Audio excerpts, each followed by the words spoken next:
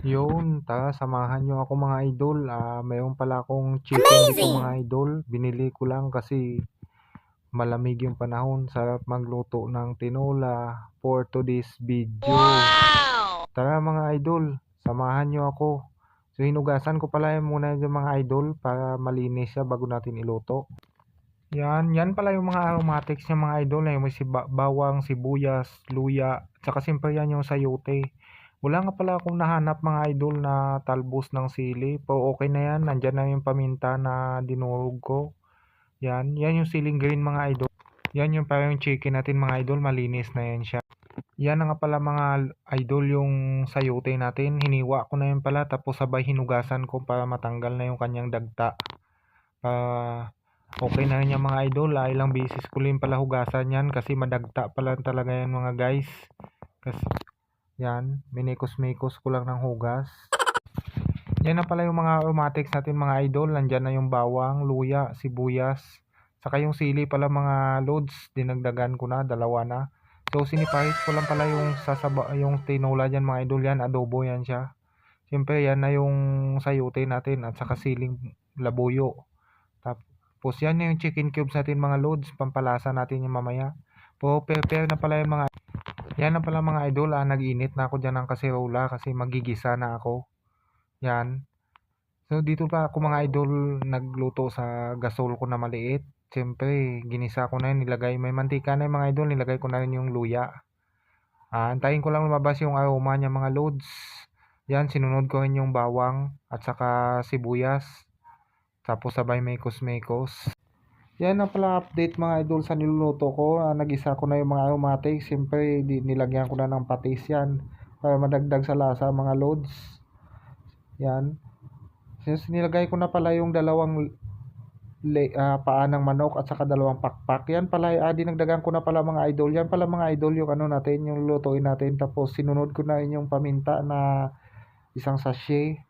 Tapos sinabay ko na nilagay yung kanyang sabaw. Siyempre hinati natin yung nor cubes yan mga idol kasi sa adobo ko yan mamaya ilalagay. So yan na siya mga idol, tinakpan. A few moments later. Ayan na pala update mga idol. Medyo pasensyaan nyo na kasi na moist yung camera ko mga idol kasi nausukan. Kumukulo na pala yan siya mga idol. So ilalaga lang natin yan.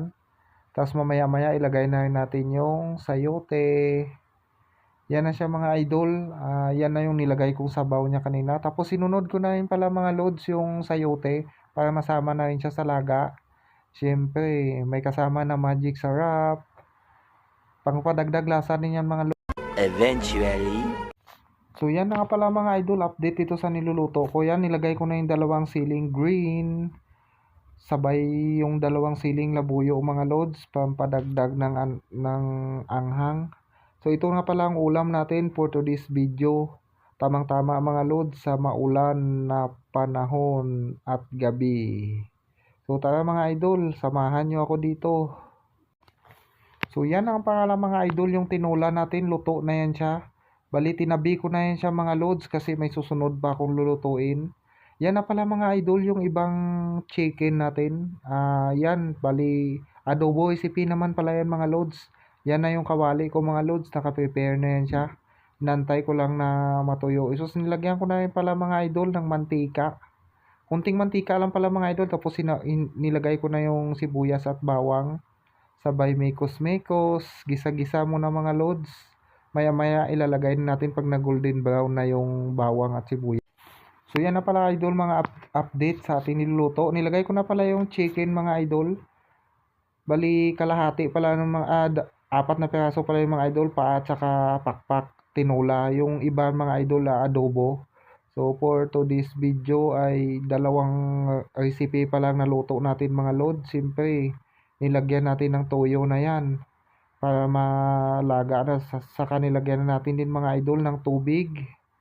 Siyempre yan na yung kalahating chicken cubes. Ilalagay na natin mga idol para pang padagdag ng lasa. So yan, nag-plating na pala ako mga idol.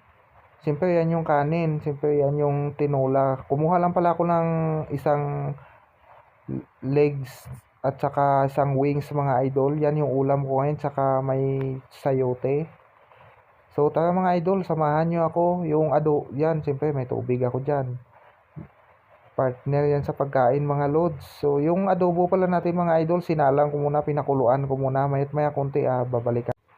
So yan na pala update ng niluluto ko mga idol. Yung adobo na pala yan. Yan na. Medyo may sabaw pa pala yan mga idol. Kailangan pa natin pakuluan ng pakuluan.